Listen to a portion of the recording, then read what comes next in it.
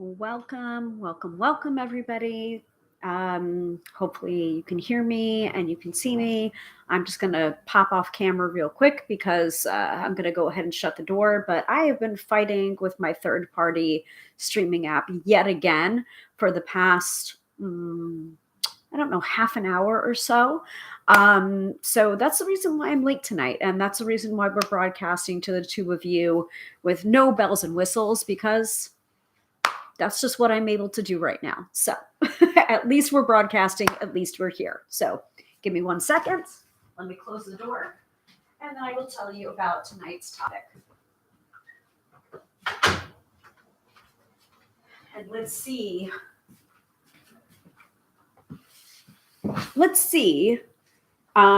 if I stick around for the whole thing, for the mid-episode reading and the weekend forecast and the Astro Biz Digest, because I'm really pissed off right now that my third-party app that I use has been having so many problems over the last couple of months. And it's just been a fight almost every single time that I'm trying to do my live stream that I've been doing for the past 6 years. So it's a little bit annoying. Let me let people know over on the Book of Face that I'm over here. I'm over here now. All right. And hopefully this doesn't mess up anything else that I'm doing. But yeah, it's real annoying. It's a real pain in the butt. So, all right, let me also change it to the live chat over here.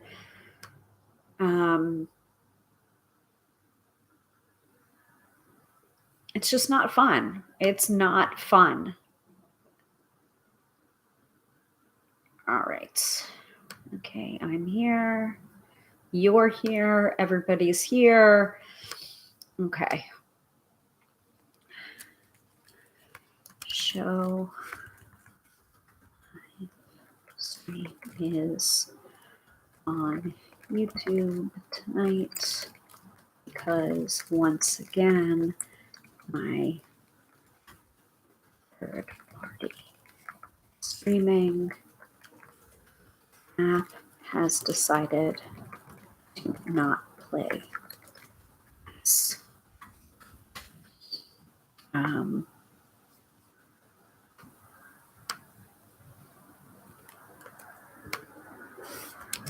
Okay.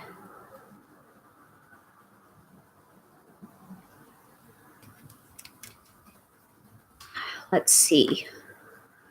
I wonder if I can share the link from here. Oh. Yes, apparently I can. Let's go ahead and do that. That's good to know. You know, at least I'm able to do some things.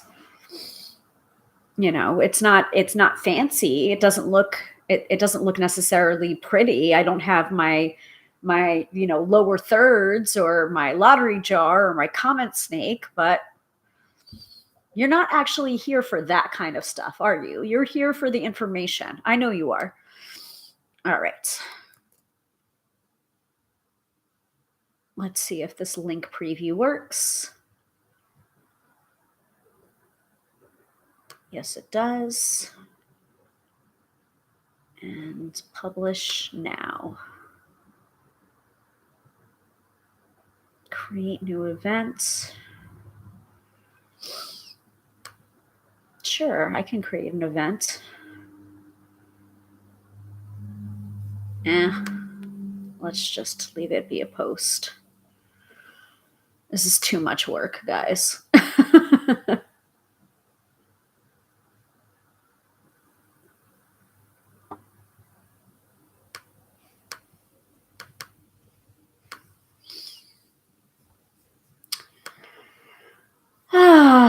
Okay, I know. First 5 minutes is me being annoyed.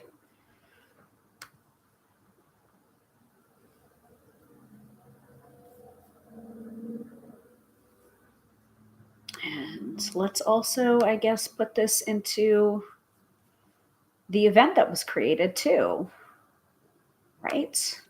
Why not? This is just fantastically annoying and inconvenient and not helpful.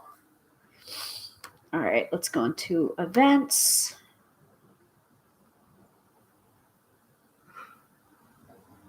Happening now. Go live. Could I do it at the same time? I'm wondering.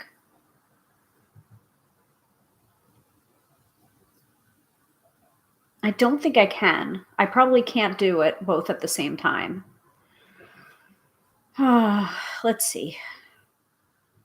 Probably not.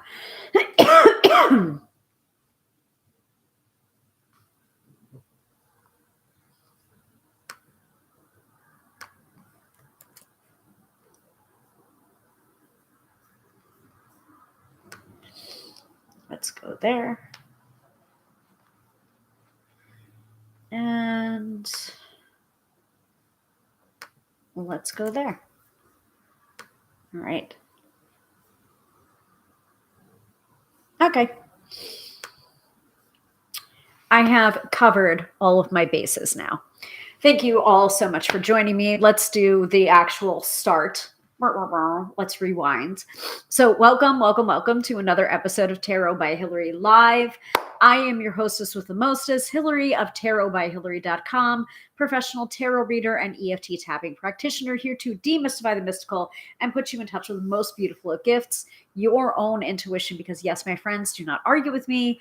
You have intuition. Oh, I should probably make sure that is my microphone correct? I hope it is. Can I like do it in the middle? Well, hold on. Hopefully it's fine. Let's see. Yeah. My microphone should be fine. Let me know if you guys are having trouble hearing me. I thought I did set it up correctly, that I'm using my snowball mic right over here, but I could be wrong. Anyway, so tonight's episode is all about revisiting the Bridge Tarot spread that I've talked about before on my website. I also did an episode on this back in 2020, when the live stream was only about over a year in its infancy. So, and I also talked about it in my book, How to Read Tarot. Dedicated it to, it's in the chapter on 3-card spreads and how versatile 3-card spreads are. So that is, no, I didn't, well, the chapters aren't numbered, but it's basically on page 68, the basic 3-card spread. And I talk a little bit about how versatile and customizable a 3-card spread can be. And the way I teach tarot, it's not necessarily you start with one card, but it is kind of like you kind of like go card by card. And my recommendation for people is to not run before you walk. It's basically like learn your cards, learn what a single card means, and then build from there. Learn to read 2-card combinations, then 3 cards. And honestly, the 3-card reading is really my bread and butter. If I'm not doing the Celtic Cross, I'm usually doing 3 to 5 cards in a reading for each question or situation that my client wants to know about. I'm a very basic kind of girl when it comes to tarot spreads. You know, you don't need anything fancy. Basically, a 3-card spread will do you just fine. Now, the 3-card bridge spread that we're talking about here, revisiting on this particular episode, I'm saying it's a revisitation because I've already done an episode on this back in 2020.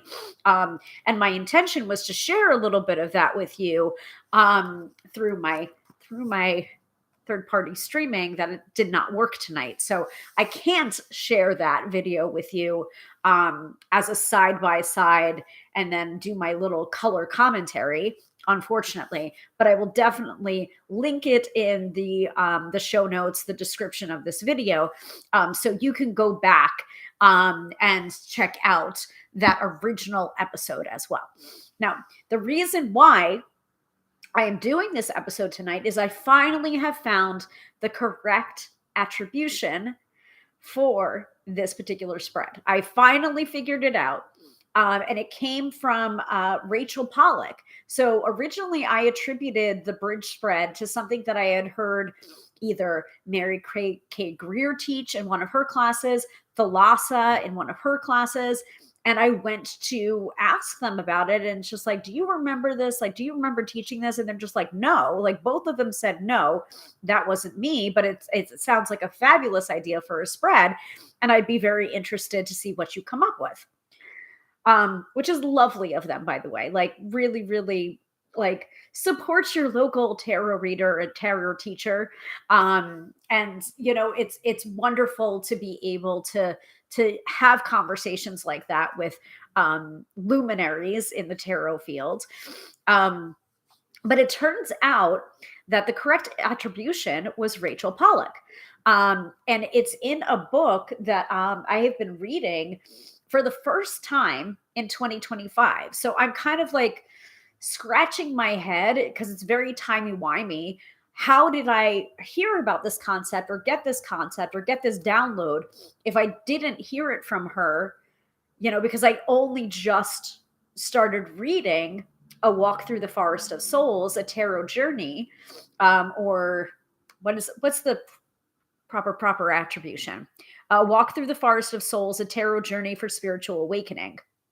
It's really wild because I just started reading this for the first time in 2025, and the bridge spread was created way before that, probably in 2020, maybe a little bit earlier than that. I'm not sure exactly when I started talking about the bridge spread. And then in 2022, when my book came out, How to Read Tarot, Profiles, Guided Exercises, and Reference Charts by yours truly, I did include it in my book because I think it's a very valuable spread. And it's like a variation on the 3-card spread. You can do a lot of, you can change the positional meanings. Like 3-card spread is really like a good solid spread. And I will talk about how to do the bridge spread or the bridge technique in a second or two. After we do astrology, we will do astrology from the Astro-Biz Digest. But basically, I'm not understanding how I found this out. But Rachel must have spoken about this technique elsewhere, either in her book, 78 Degrees of Wisdom, or another one of her books, or in a class that she had taught that I have previously attended. I don't know, but thank you so much to Rachel Pollack for, I guess, creating the seed that put it into my mind. And I'm sure I'm not the first person that's come up with the bridge spread. It's just what I call it. So, yeah. So, by the way, if you guys are tuning in, please let me know in the chat. I want to make sure that you guys are seeing this correctly, hearing this correctly, and also that you found your way over from the Book of Face.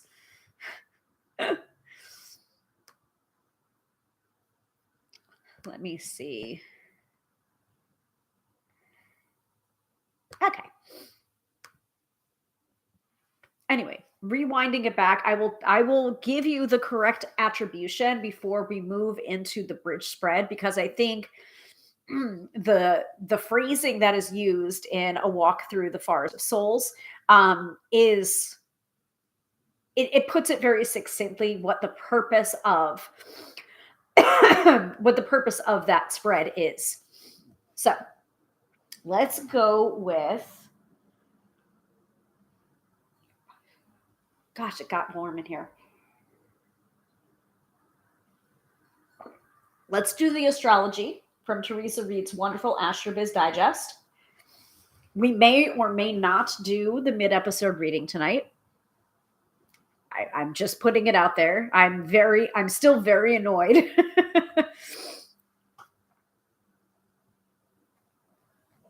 right.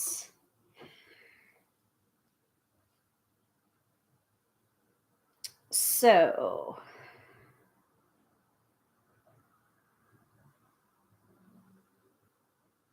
then after this live stream, I will have my dinner. Okay.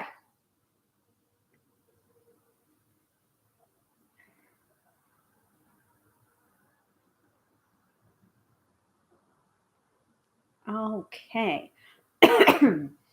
So, weekly forecast, January 19th to the 25th of 2026, guys. I can't believe we're almost to the end of January. So main transits, by the way, AstroBiz Digest is what I'm quoting from. Astrology in layman's terms, straight to your email inbox.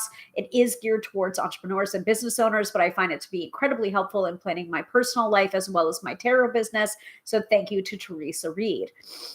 So if you want to purchase a copy for yourself, go to her website, thetarotlady.com, and click on AstroBiz Digest. Again, $99 for a year-long subscription, incredibly helpful. So the main transits for this week. This week brings a huge astrological shift.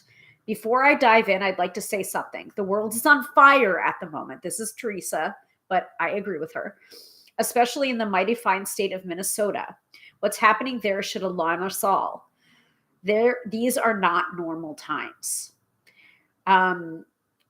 As the country descends further into fascism, you might find yourself unable to do business as usual. Actually, this is interesting because Melissa, I believe Melissa and Jamie and I were just talking about this on Card Singers Coast to Coast, which we're doing now live on YouTube Fridays at noon EST.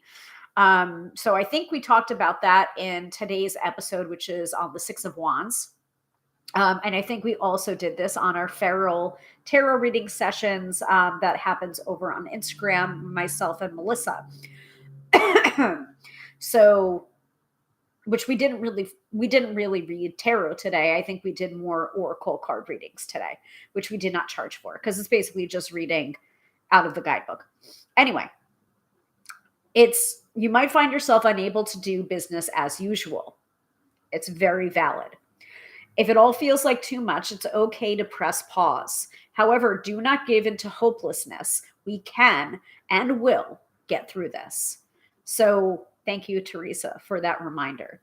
You might also feel all sorts of other emotions such as rage, despair, helplessness, or guilt about promoting your business. Yes, I do feel like that too. I feel a little bit squiggy about that, but all of these feelings are valid. It's also possible you'll come across a few self-righteous types who attempt to throw shame at small business owners trying to make a living in this hellscape. Do not listen to them. Hear me out. You can fight the good fight while still running your business. The key is to be sensitive and sensible. Giving up is not an option. That means not giving up on your country or your business. If you want to know more about what's happening in Minnesota, Yes and Yes wrote an excellent blog position with suggestions on how you can help. So if you guys are interested in that, just let me know. I will include that in the show notes or the video description. I wish I could just, easily copy and paste here. Actually, I might be able to. Hold, please.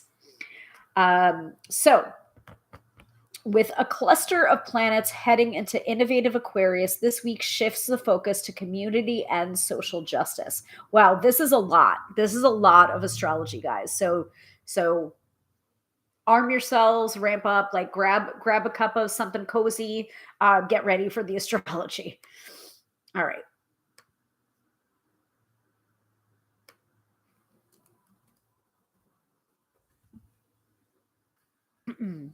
And I'm going to go find that link for you guys.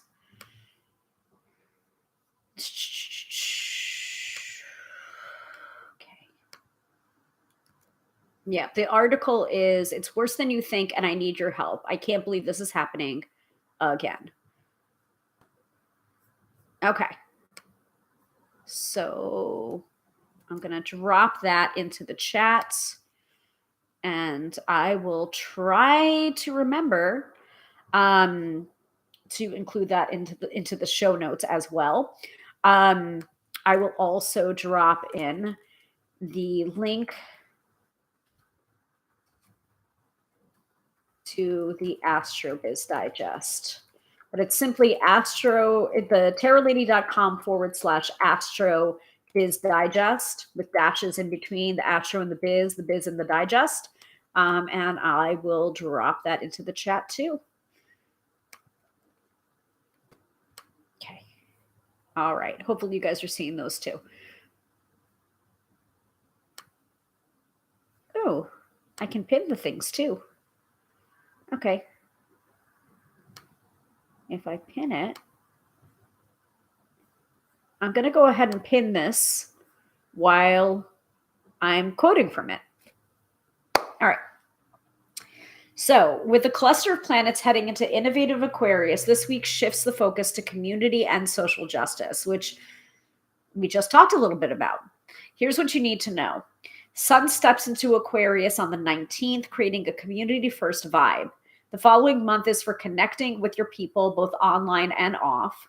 Host gatherings, send out welcoming emails, engage on social media, make people feel like they are a part of something, because they are. It's also an excellent month for technology and software updates. If you haven't looked at your apps lately, get on it now. The sun remains here until February 18th. So we are officially in Aquarius season. So hello, happy birthday to the Aquarians out there that are watching this. You guys are aliens and you know it, but we need you. Heads up, Saturn sextiles Uranus on January 20th at 12:19 a.m. Eastern Standard Time. This is the last of 3 Passovers, and we will not experience this again until 2038. That's a while, guys. Saturn wants a structure, while Uranus prefers revolution and community. Tap into this vibe, look under the hood of your business, and consider where you need to disrupt the status quo and build new foundations. That could be in your business or in your industry as a whole. Logic kicks up a million notches when Mercury enters Aquarius on the 20th. Put your thinking cap on and let your head rule the heart for all business decisions. This transit is ideal for brainstorming, tech updates, and team meetings. A beginning of the year meeting over dinner sets everyone up right for 2026. And Mercury in Aquarius is here from January 20th until February 6th. So you can capitalize on that energy. Okay. More water bearer vibes. Mars will also be in Aquarius on the 23rd. So that's today, guys, and hangs out until March 2nd. Mars in Aquarius is for the collective, community, and team. It's better to work together to achieve your goals. Put energy into your people, humanitarian causes, and social justice. It's better when we do business together. All for one and one for all. It's also the ideal time to inspire your team through brilliant, bold example. Take command and stand for something. Let's do this. So finally, let's get into the nitty gritty for Friday, Saturday, and Sunday, because we don't want to give away the farm, or I don't want to give away the farm. I want to be able to feature Teresa's work, give a little, piece, a little amuse-bouche of what she's putting down astrology wise, and then direct you accordingly if you would like to purchase the Astro Biz Digest for yourself. That is pinned in the comments in the live chat. Okay, so Friday, today, January 23rd, Astro Heavy, starting with Mars and sextile to Neptune at 1:39 a.m. Eastern Standard Time. Now, this aspect, which lingers for the whole weekend, is ideal for taking action on your ideals or creative urges. It's also pretty dope for behind-the-scenes activities. Introvert business owners rejoice. Mars enters Aquarius at 4:17 a.m. Once again, we've already talked about that. At the top of the hour. Next up, the Sun conjuncts Pluto at 5:28 a.m., heightening willpower and self-assertion. It gives you the power to negotiate tricky situations or take the lead in any situation. Watch out for belligerence. It's too easy to go from assertive to a jerk. The moon marches into Aries at 8:26 a.m., breaking the Pisces spell. This lunation favors bold moves, launches, risks, and courageous leadership. In other words, step up your game. It sextiles Mars at 8:41 a.m., adding a blast of energy into the morning, perfect for early endeavors that require muscle. I was still asleep at that point. The afternoon finds the moon connecting with the Sun-Pluto conjunction at 2:33 p.m., another opportunity to bust a business move. You've got the power to move through difficult tasks or to take the reins on any stage. I think we were feruling at that time.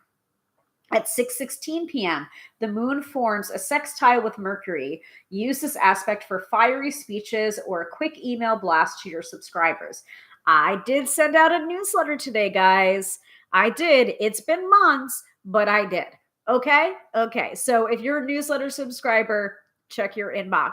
I sent you something this morning. The evening ends on a social note when the moon sextiles Venus at 11:18 p.m. Eastern Standard Time. You guys might be in bed at that time. I probably won't be.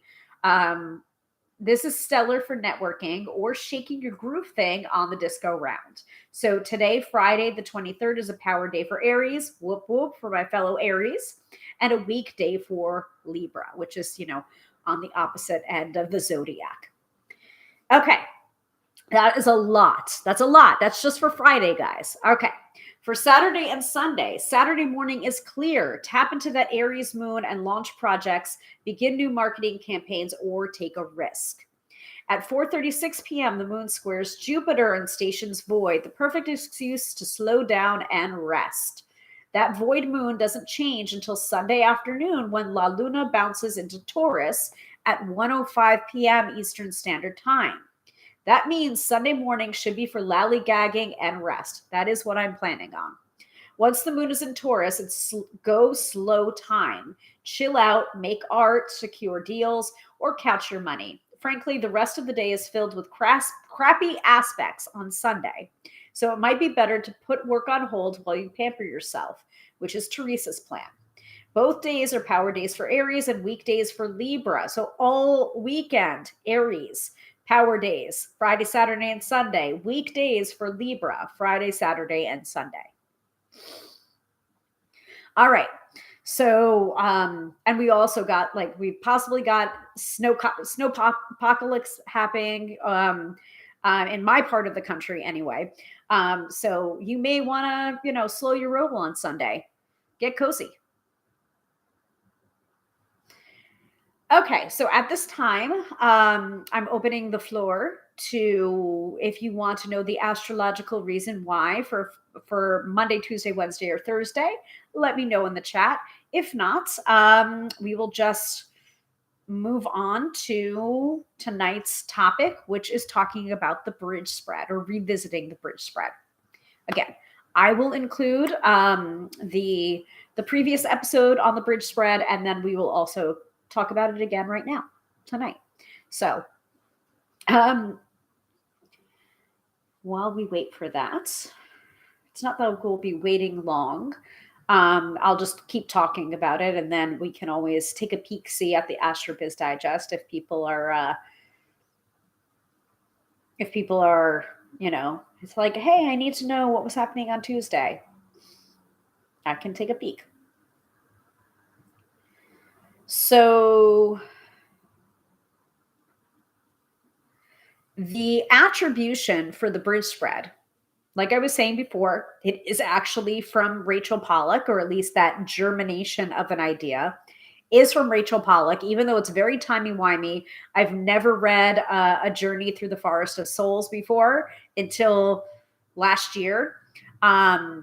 Which sounds awful. It sounds like I've been reading it all year. Maybe I have. I don't know. So I'm part of a book club, or I feel like I can't even say that I'm part of a book club because I've never attended a single meeting because I've always been either busy or asleep or lazy or or working at the time of the meeting, or I forget.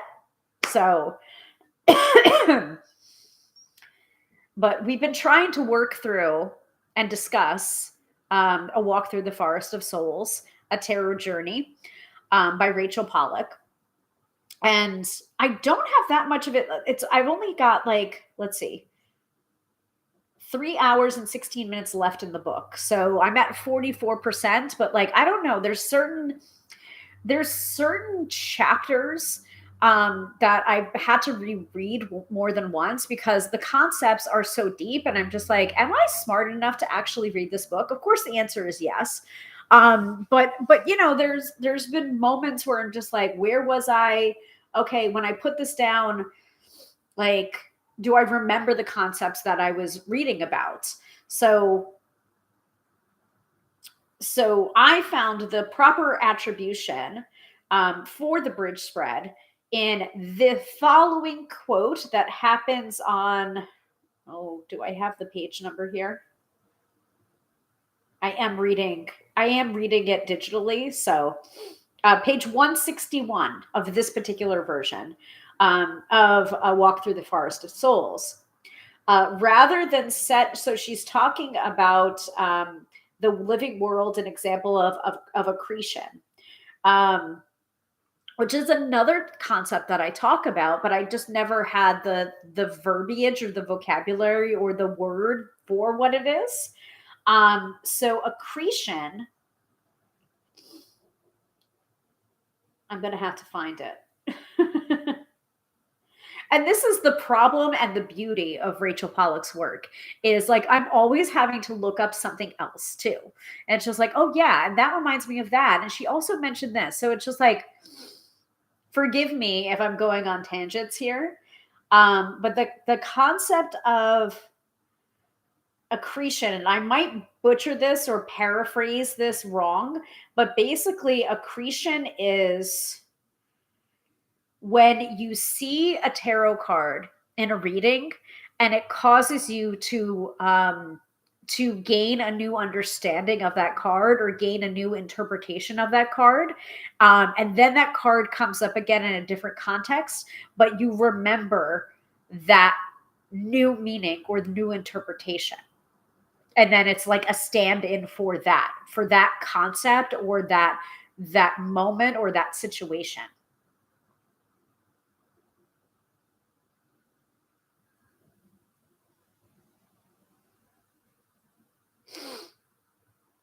So this comes from a section in the book called The Living World, an Example of Accretion. Just as the Ace of Birds and Six of Trees gained extra meanings from their previous appearance, so the cards of this newer reading now carry their various special qualities. Sometime after the BC, Before Creation reading, I was reading Stephen Karcher's Illustrated Guide to Divination. Karcher writes that the primary thing that happens to us in divination is that we establish a connection to a living world. In the spirit of full disclosure, I should say that the expression comes originally from my own novel, Unquenchable Fire. Instead of some sort of giant machine that grinds along by mindless laws, the universe comes alive with meaning, excitement, and consciousness. I decided to do a reading for my own connection to this living world. The reading bridges the gap between personal and wisdom readings, for it asks soul questions, but in a personal way. I recommend it for anyone on a spiritual quest or who wants to discover what work with the tarot can mean for them on a deeper level. I decided to ask 3 questions. What connection can I make with the living world? What will I learn or become if I make such a connection? What do I need to do to make the connection real? The cards were the Ace of Rivers, the Two of Rivers, and the Spiral of Fortune. Now, here's where the bridge comes from, the bridge spread. Rather than set them out in strict order of 1, 2, 3, I decided to place, hold on one second. I decided to place card 3 between 1 and 2 as a bridge from the possible to the hoped for actual. So that is finally the attribution that I was looking for the bridge spread that I created eons ago. It's not that long ago. It's definitely before 2020, but 2020 was when I did the episode of the live stream on the bridge spread. And then in 2022, the bridge spread made its appearance in my first book, How to Read Tarot.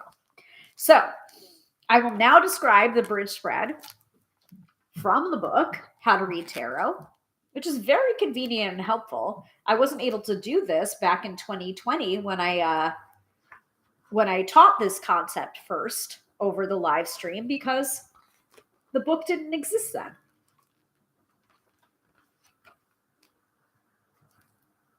So let's see here.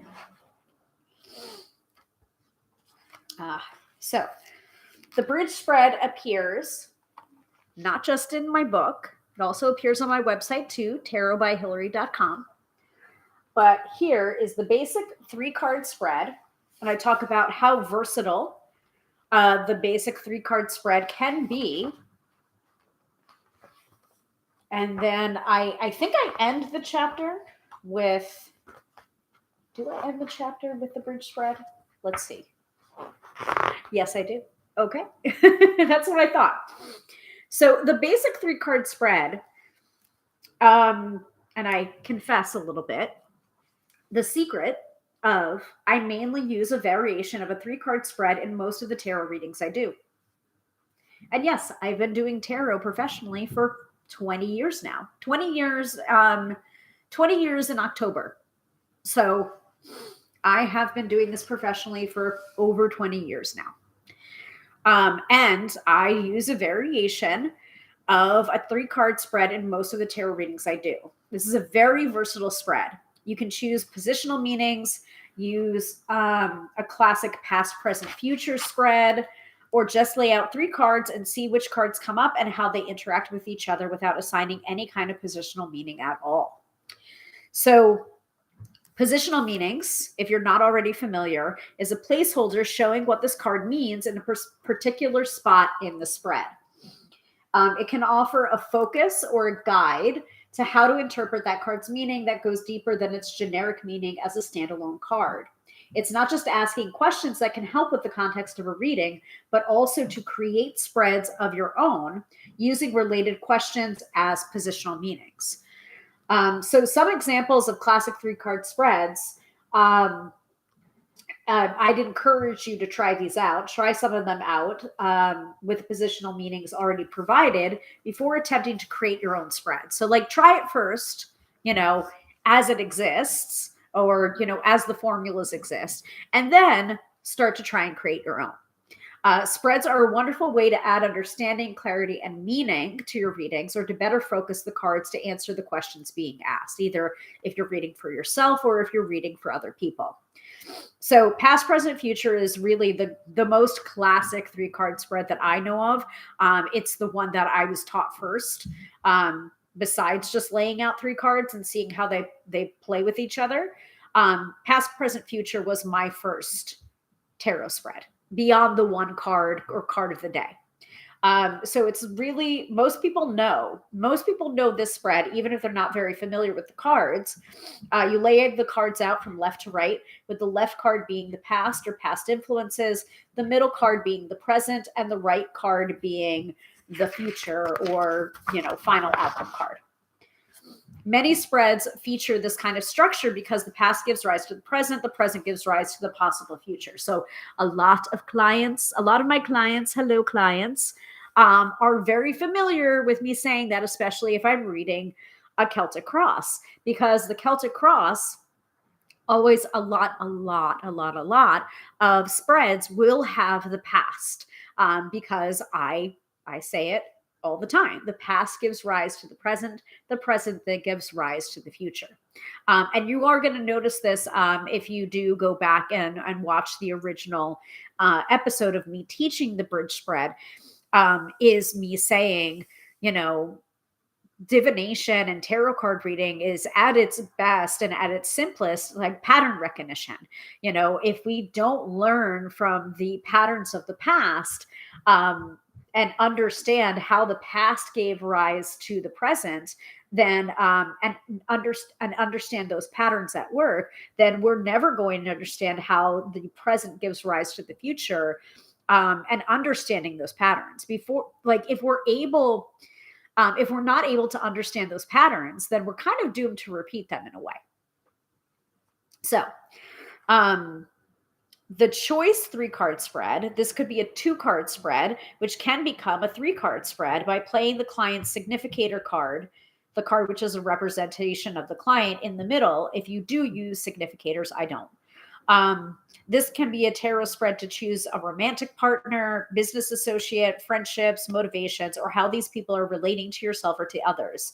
Pull a card to represent each potential suitor, boss, job, so on. Other examples, which I don't really talk about in depth, but do exist, are option A, option B, option C, pros, cons, and advice, or what to do, what to hold on to, what to let go of, how to take action, situation, conscious desires, unconscious desires, positive influences, negative influences, and underlying influences.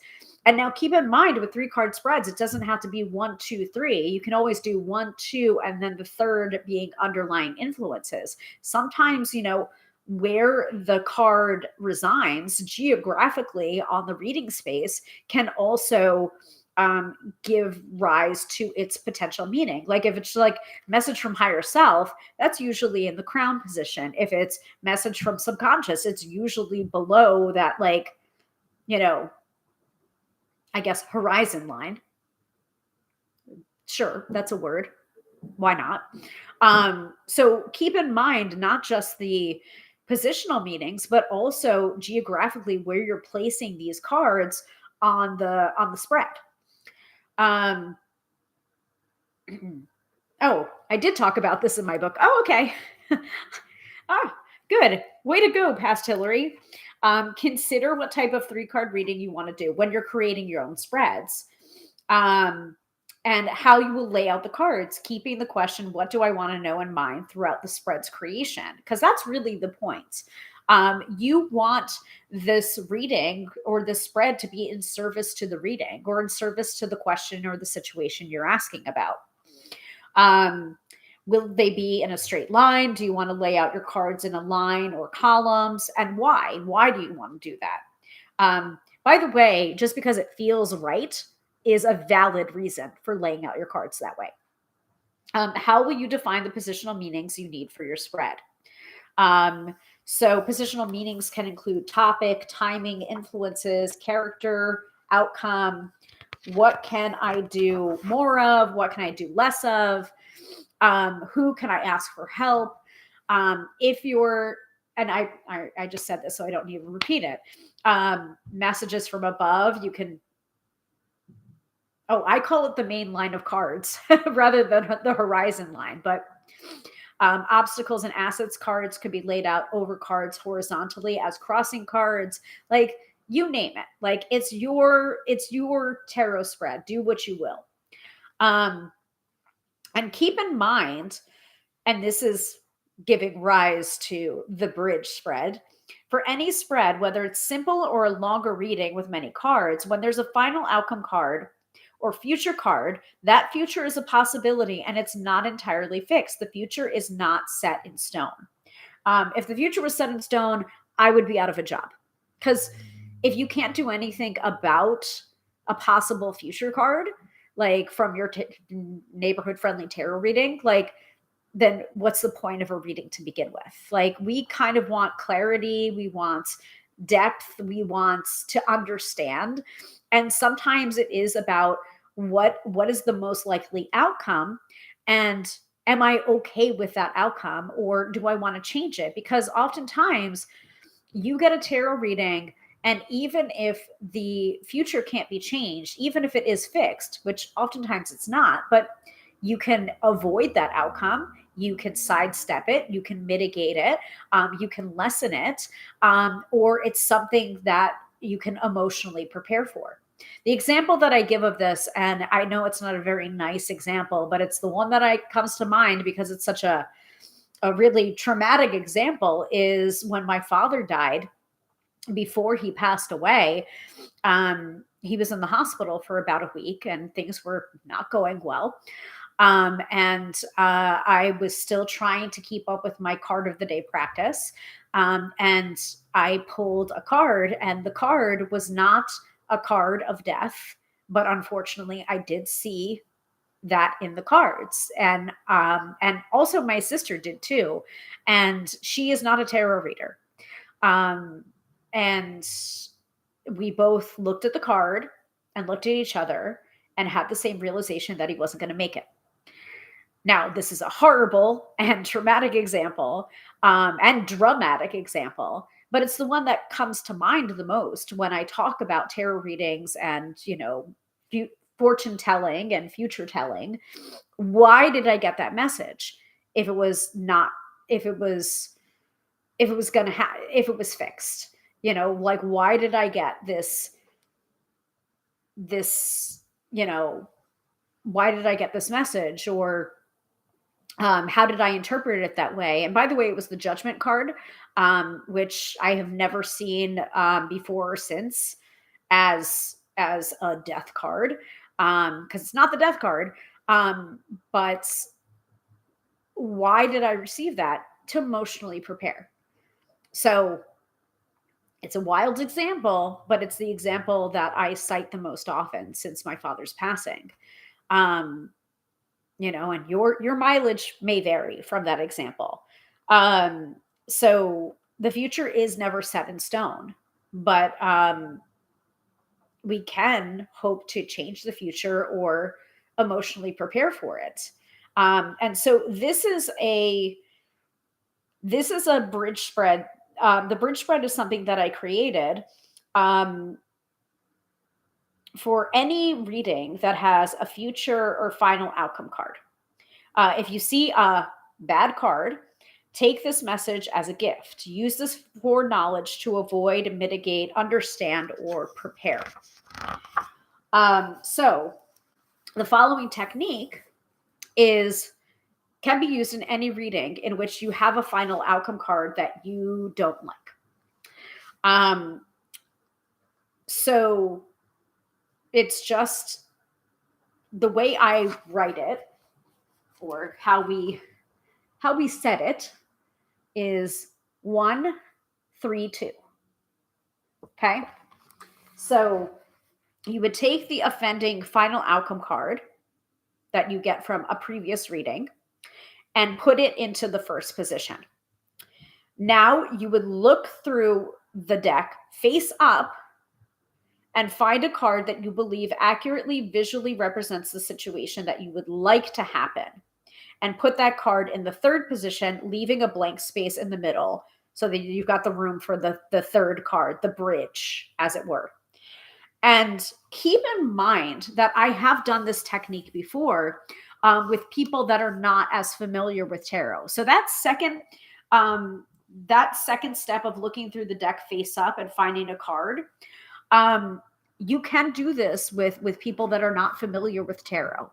And because I believe that some tarot cards are visually striking in the ways that you can almost interpret them in as good or bad, or or as cautionary cards, just from the imagery on the card. Like the 10 of Swords, not a very nice card.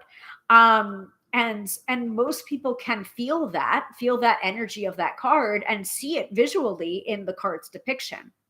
Same thing with like the Devil card or the Tower card. Like, ooh, that doesn't look good. That's not to say that, all of those cards are inherently bad. And we do want to try and keep in mind as we're reading tarot that no card is good or bad. It just is. And that any card could be read positively or negatively. So we want to try and bring it back with our interpretations to an objective point of view. But there are some cards that do have negative connotations. Can't lie about that. So this is the reason why this technique can be so powerful and so accessible to people that are not familiar with tarot. And I have done this with my clients before, where it's just like, all All right, flip the, and it's just like, okay. And you can do this with multiple cards too. It doesn't have to just be 3 cards. You can, like, I've done this with people where they have chosen the star, the 2 of cups, and something else, and just laid them in a line vertically rather than horizontally, and had those be the representation of the final outcome card that they do want to happen. So keep in mind, you don't have to choose just one card. For the purposes of this exercise, if you're trying it for the first time, I would recommend starting with just the one card, keeping it nice and clean. But again, you do you. So once you've chosen your the final outcome card that you do want, right? The more, like, here's the one I don't like, here's the one I do like. We then put the deck face down again and shuffle the cards and ask the tarot for that middle card that's going to bridge. Will be the bridge to get you from that first final outcome card that you don't want to happen to the third card that you do want to happen. And ask the tarot, how can I change this final outcome card? Or what card best represents how I can make that change? The how, basically. The bridge card is the how I can get from this one that I don't like to this one that I do want. Keeping in mind that the future is never set in stone most of the time. Pull the card and place it in the empty space in the middle. Read the card as advice on how you can get to that new final outcome card you drew intentionally in the second step. So that's the bridge. That's the bridge technique, or the bridge spread, to get yourself from a final outcome that you don't like to a final outcome that you do like.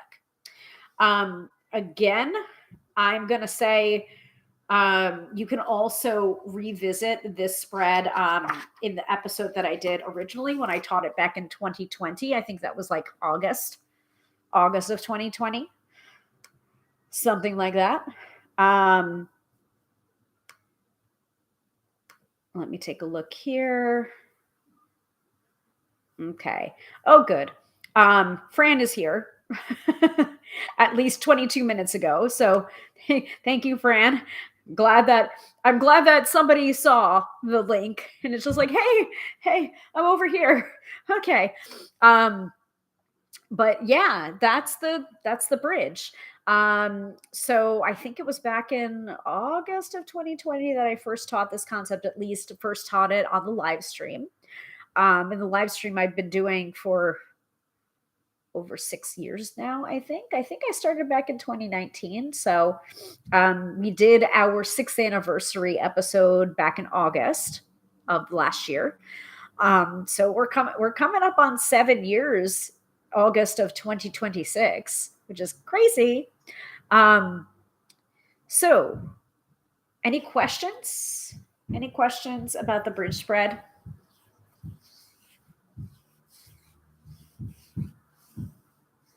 It's almost like I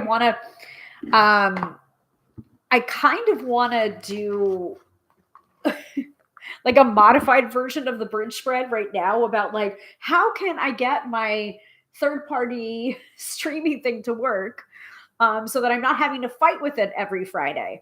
So I'm going to do a modified version of that right now because I can't think of a tarot card that would visually represent technology working correctly. So I'm just going to shuffle my little reflective tarot here and ask the question, where's my bridge card for that particular situation? And that is the way you can do the bridge spread on the fly.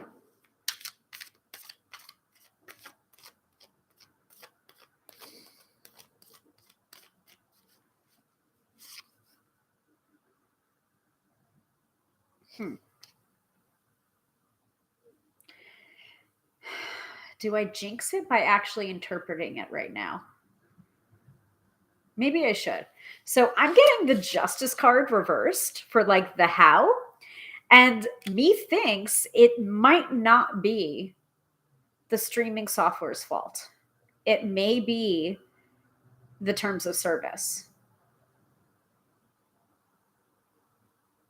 The terms of service is conflicting. I don't know. That's just the sense I'm getting for the Justice card coming up reversed for that. Could be wrong. I'm just a tarot reader.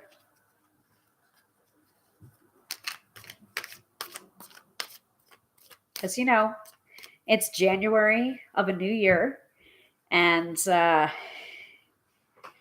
I'm sure, the terms, the terms and licensing and agreements are up, and you need to like reaccept the new terms of service. I don't know. Thank you. I wish I could highlight that. Oh, I left the let me unpin that. Maybe I can pin this comment from Dina. A damn fine tarot reader, Dina says. Thank you. Thank you very much. So it's just like I think sometimes with technology and with social media, this is probably going to be a really controversial hot take, but I said this last week when people were just like, how did you violate the terms of service? And I'm just like, I don't know, being a witch on the internet, like being female in a public space, being a witch on the internet. I mean, take your pick. It's possible. The problem is not that I'm bad at what I do. It's actually I'm good at what I do. That's dangerous. So, all right, enough of the philosophical stuff. Let's tell some dick jokes. All right, let's do. Sorry, guys, I don't feel like doing a mid-episode reading tonight. I'm still a little bit ornery about the technological problems at the start of the episode that caused me to be 10 minutes late for this. And who knows?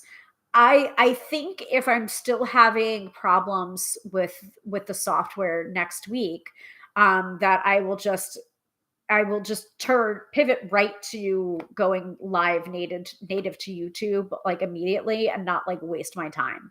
If it's not working immediately, like I'm just gonna go live in here as is. Because I know that's what you want anyway. You want the information. It might not look as pretty or as polished, but I started out without that. And I'm still here without that. So that might be the lesson for all of us. That lesson of the magician card starting before you're ready. It's like most of the time, people don't want the bells and whistles. They want you to be authentic. Actually, let me get scary here or do something incredibly vulnerable. So I was just doing a webinar this past week, attending a webinar on how to be famous by Whitney Uland. Is it Uland or Uland? And one of the first questions that she asked was, how many people did you tell you were taking this webinar?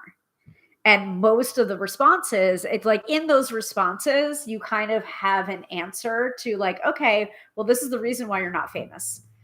Like, this is you need to increase your capacity to be seen or to be perceived by more eyeballs and like be in that discomfort and still do it within reason, of course. But like part of that is like not telling people that you're doing that. It's just like, it's kind of like like, is there shame in that? There still is. There is like this shameful part. Like people don't want to admit to wanting to be rich and famous, and fame sometimes is not about that. So It's an inside job as well. I've been learning a lot over the past 3 days, and I still have more to learn, I guess. Um,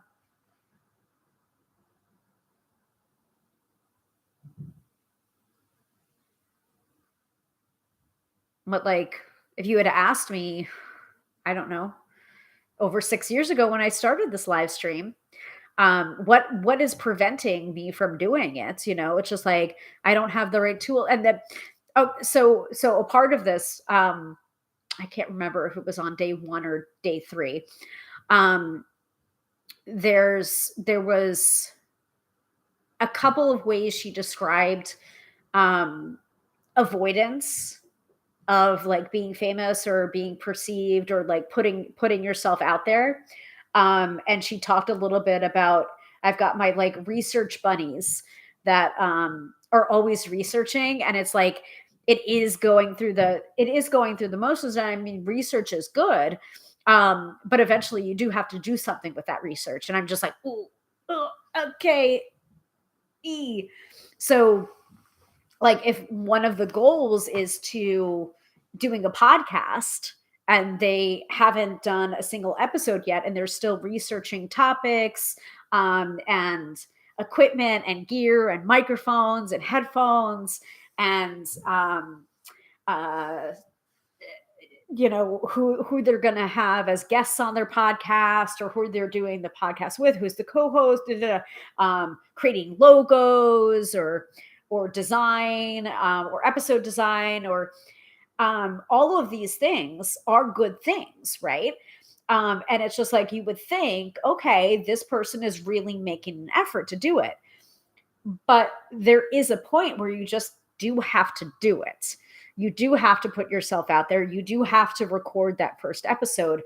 And so there are certain people that like kind of hide behind the research, which is a necessary step. Don't get me wrong, but then do the thing, put the research to use, like produce the episode, and basically starting before you're ready, because it's not going to be perfect.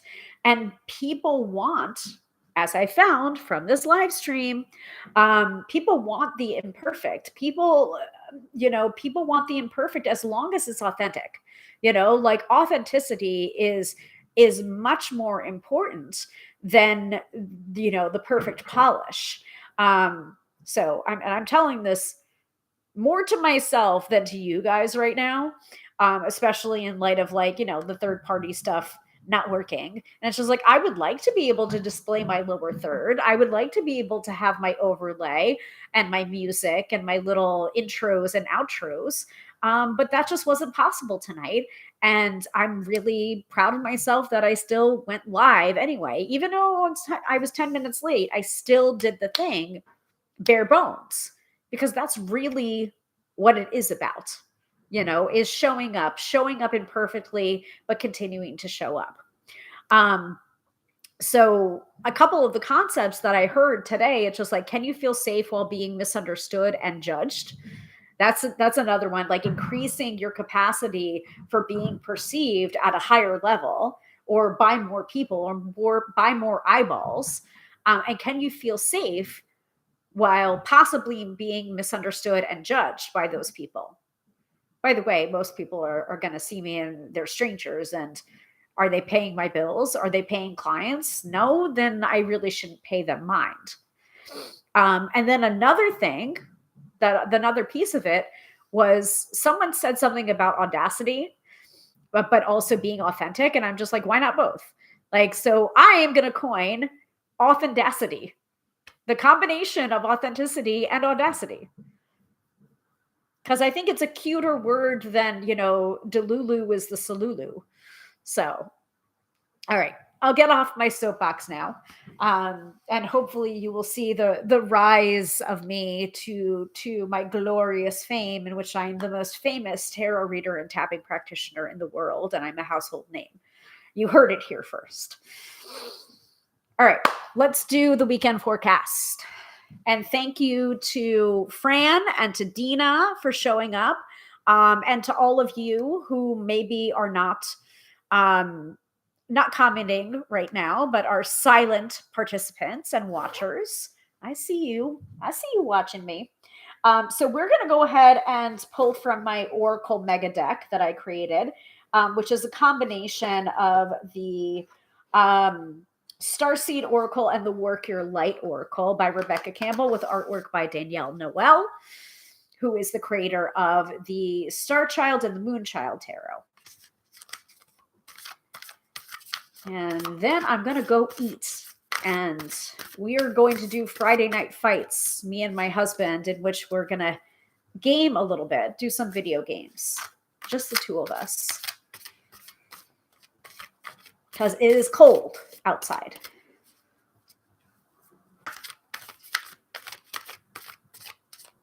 All right, what do we need to know for this weekend?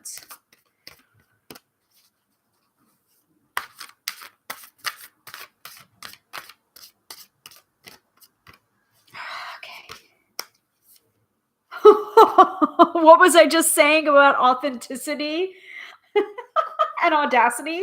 Authenticity? Don't dim to fit in, guys. How are you dimming your light in order to fit in? How perfect is that? Like, you can't make this shit up, guys. All right, so that comes from the Work Your Light Oracle. Let's grab the guidebook, but I think it's pretty freaking obvious what that card means or how it's interpreted. What was I just talking about? That's crazy. All right. So the Don't Dim to Fit In card comes from the inquiry cards. 48. So the inquiry suit in this particular tarot deck, sorry, not tarot deck, oracle deck, oracle. So from the guidebook, don't dim to fit in. Don't dim your light to accommodate someone else's smallness. We are all born to shine big and bright. The universe is expanding and you are part of the universe, so expanding is part of your nature. If someone makes you want to retract, notice and slowly back away. They are not for you and you are not for them. Better yet, find it within yourself to expand and shine your light anyway. Flowers don't open and close according to who is walking by. They open and show their beauty regardless. I feel like we got this last week. Am I wrong about that? Guys, someone's going to have to fact check that and check from last week. No, we didn't. We couldn't have. We couldn't have because we did. Actually, did we do the weekend forecast after the... we might have. I don't know, because last week was the tarot reading for the collective for the year 2026. I don't know. I feel like we got this card last weekend. Anyway, if others don't want to be around you or you make them uncomfortable, it's because you're shining light on the fact that they are dimming to fit in. By choosing to shine bright, you may just inspire them to turn on their light too, or not. Just keep your light on anyway. All relationships are essentially an energetic agreement. The moment one person decides to start rising up and allowing their light to shine, it changes the energetic agreement and can create some waves. That's completely normal. The relationships that are meant to last will adapt to the change in energy. Others won't because they were likely born under the proviso of, I love you as long as you don't shine brighter than me. That's okay. Not all people are meant to be in your life forever, but the lessons they teach us can still live on. So the Work Your Light inquiry that goes along with this card is, how are you dimming your light in order to fit in? Guys. Okay. I feel called out. Thank you very much. Thank you once again to the Work Your Light Oracle. And thank all of you for tuning in for this episode on the bridge spread, or the revisitation of the bridge spread. I hope you enjoyed it. Thanks for attending, even though I don't have all my bells and whistles going on. And we will try again next week to see if my third-party streaming is actually working, or I just have to switch gears. I don't know. I've been using it for so long. I don't even know where to start. That's okay. You're here I know you guys are here for me and the things I have to say and the cards that I pull. And the edutainment, the educating and entertaining, I know that. I know that in my heart of hearts. So I don't feel too bad that we had to be bare bones tonight. Thank you all so much for watching, and I will see you next week. Same bat time, same bat channel, 6:30 p.m. Eastern Standard Time. Hopefully on both the Book of Face and the Tube of You. Who knows? We'll see. But I love you all. And I will catch you again next week. If you do want to book a reading with me, you can do so at tarotbyhilary.com. That is www.tarotbyhilary.com. And I just threw that in the chat. It's not a live link, but you will find me there. And at Tarot by Hilary on most social media platforms. Okay. Take care, everybody. Once again, I am Hilary, professional tarot reader and EFT tapping practitioner, here to demystify the mystical and put you in touch with the most beautiful of gifts, your own intuition. Good night.